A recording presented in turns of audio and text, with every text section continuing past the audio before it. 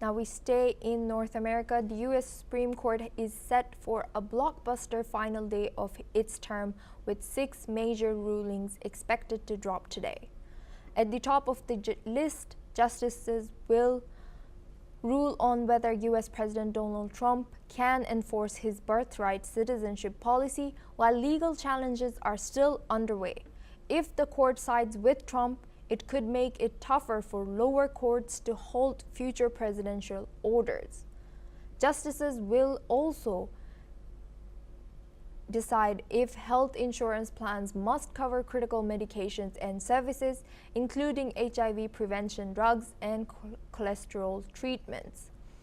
In a separate case, the court will rule on whether the federal government can continue funding discounted phone and internet services through fees collected from couriers. Religious groups have also challenged LGBTQ+ storybooks in elementary classrooms, and today the court will decide if parents have the right to pull their kids out of those lessons. Another big ruling involves Louisiana's congressional map. The court's decision could shape the 2026 elections and determine how much states can rely on race when redrawing district lines.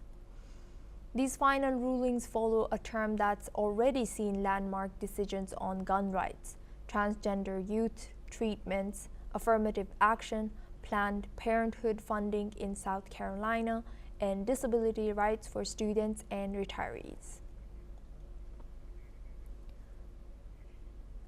Now we move on to our next news. U.S. Secretary of State Marco Rubio held a phone call with Pakistani Prime Minister Shehbaz Sharif to discuss developments in the Middle East.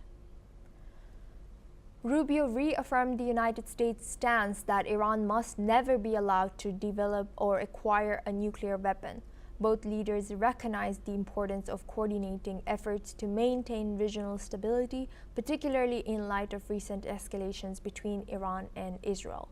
The call highlighted mutual commitment to peace building in the region, with an emphasis on a durable solution to tensions involving Tehran.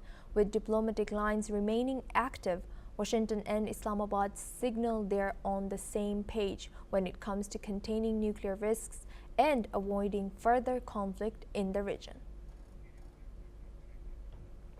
Now we move on to Africa. Kenya's